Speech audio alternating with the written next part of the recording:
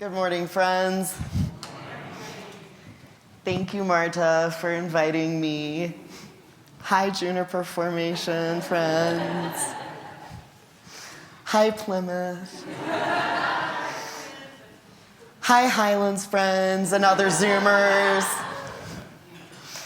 It's good to be with you today in this place among a people who know what it means to show up with love. And it's good to be seen, really seen, on a day like this. And it's good to remember that all of us, not just some of us, are here by the Spirit's invitation. Let's take a breath.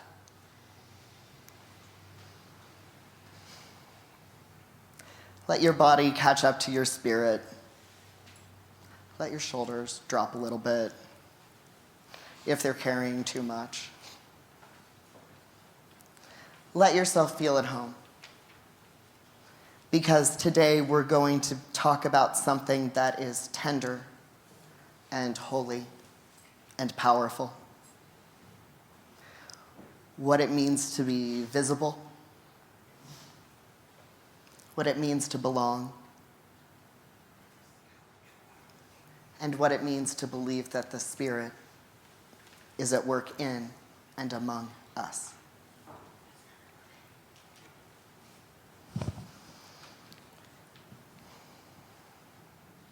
Tomorrow is Trans Day of Visibility. You might be wondering, why does that matter here in church? Maybe not this church, but some churches have that question. Good question. You know, the best questions maybe are the ones that seem obvious. And the thing is, though it hasn't always been obvious, it's still not obvious to some people that trans people belong in church. That we belong in sacred stories. That we are bearers of spiritual gifts. That we are not just recipients of care and mission, but agents of God's mission. Maybe some of us are still wondering if that's really true. In our text today from 1 Corinthians, Paul is writing to a church trying to figure out what it means to be a body, a community formed by faith, but full of difference. And Paul says something deceptively simple. There are a variety of gifts, but always the same Spirit. A variety of ministries, but we all serve the same one. To each person is given a manifestation of the Spirit. For what purpose? For the common good. What if we believed that?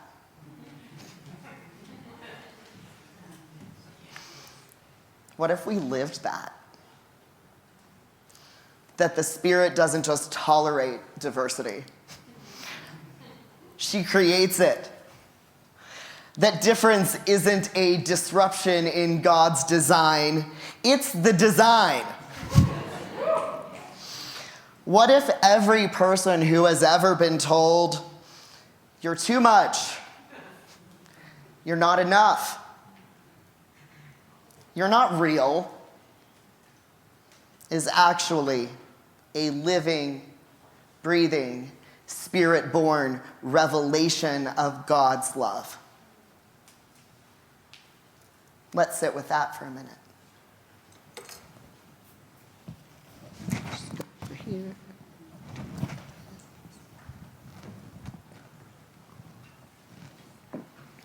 Keep sitting with it.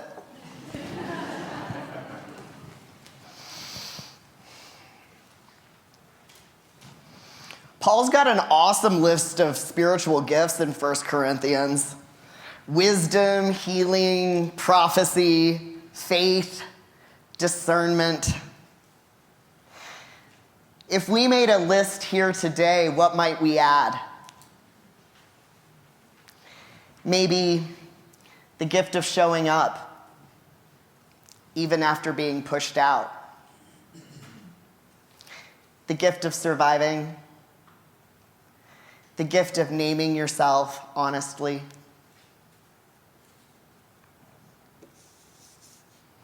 The gift of dreaming justice into being. The gift of fierce tenderness.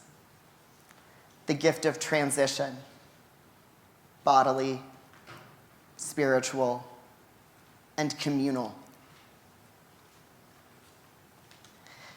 You see, the Spirit doesn't just whisper in holy temples or speak through ancient texts. She speaks in hormones and housing court, in late-night text threads and protest chants and kitchen tables covered in mutual aid supplies. The Spirit speaks trans. The Spirit moves queer.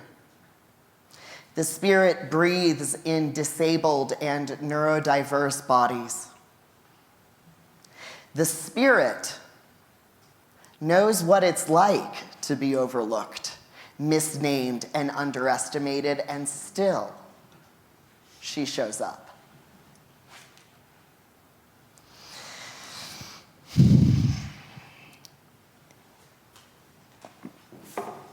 Let's be honest. Being visible right now, risky. This year has been brutal for trans communities. Legislative attacks, targeted misinformation, rising hate, and it's not just coming from random trolls in the comments, it's coming from our government. It's coming from pulpits and school boards. And it is exhausting and super scary. And it's supposed to be. We're meant to feel alone. This hatred is meant to isolate us, to wedge fear between us and break our spirits. But here is the thing. We have the Spirit on our side. The Spirit is still moving. The Spirit is still binding us together. The Spirit is still burning in our hearts. Where there is resistance to dehumanization, where there is fierce loyalty to one another, where there is unshakable love between people who are being targeted. That is holy ground. Hatred may be loud, but it's not eternal. Bigotry may be organized, but it's not all-powerful. And fear may stalk our streets and sanctuaries, but the Spirit is not afraid. She is gathering. She is stirring. She is organizing us again and again into sacred resistance. And resistance doesn't always look like protest signs, although we need those. Resistance is refusing to give up on one another.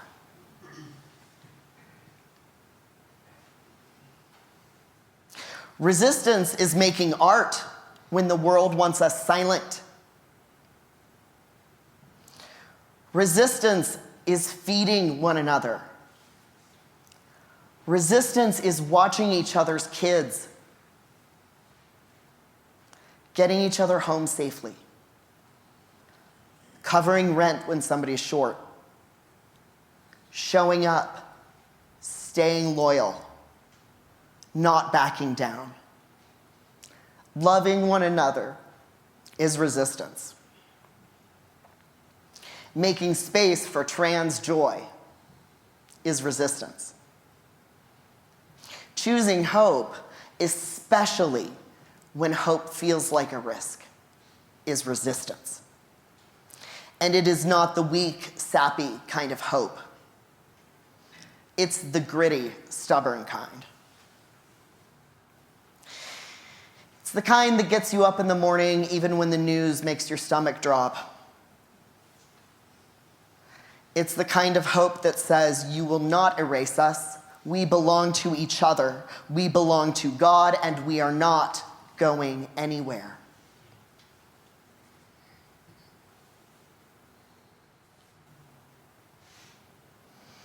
Last night there was a question. How many people have been hurt by churches?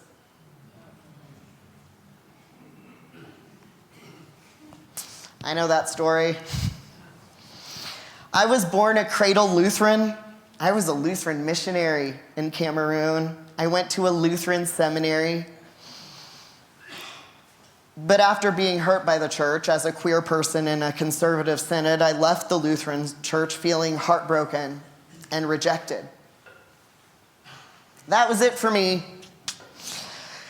And I became an educator, and that was fine. And then 10 years ago, not 10 years ago, 10 years later, it was during the pandemic, which was like 20 years ago and last week. Anyway, Pearl and I got engaged.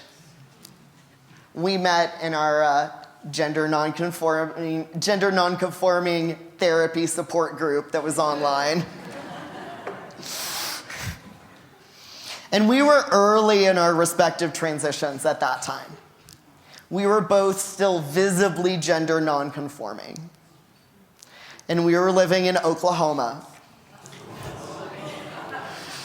Oh, yeah. So, of course, we weren't certain that we'd be able to find a spiritual community to accept us. But the whispering of the Spirit urged us to try. Transition can be really isolating, and we were pretty isolated we had lost jobs, lost relationship with families and friends. And we decided in desperation to try a service at Church of the Open Arms, whose website spoke about radical inclusion and acceptance. And at Open Arms, we were immediately treated not as honored guests, we were treated as long-lost family. Our personhood was cherished. We were cherished exactly as we were, awkward in between, hot messes.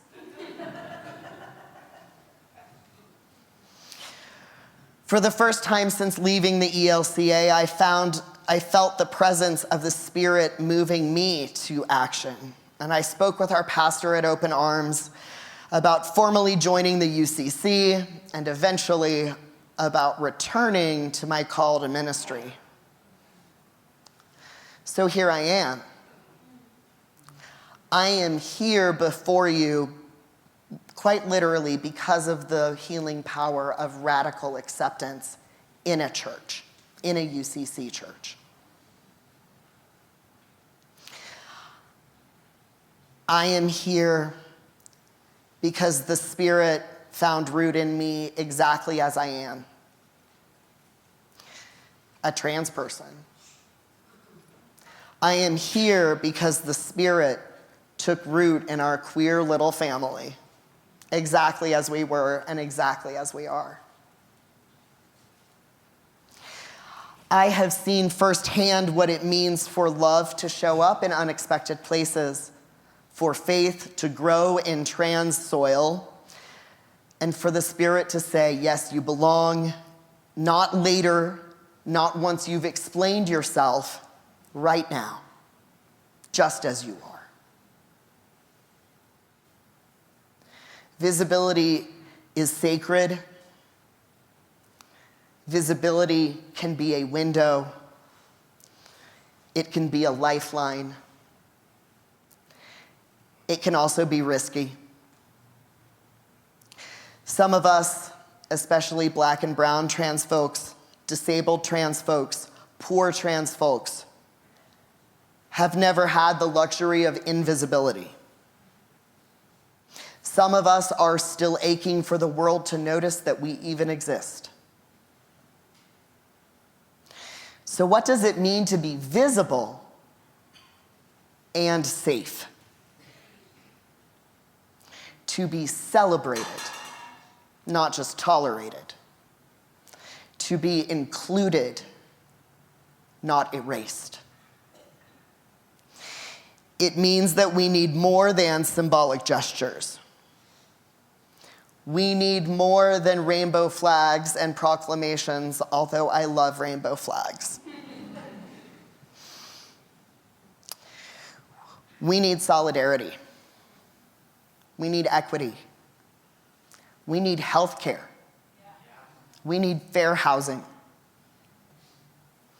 We need protection, and we need power to be shared with us. Because visibility without justice is just another performance. But visibility paired with spirit-led action, that could be transformative. Paul says, to each is given the manifestation of the Spirit for the common good. Not for performance, not for status, not for charity, for mutual flourishing, for deep interdependence,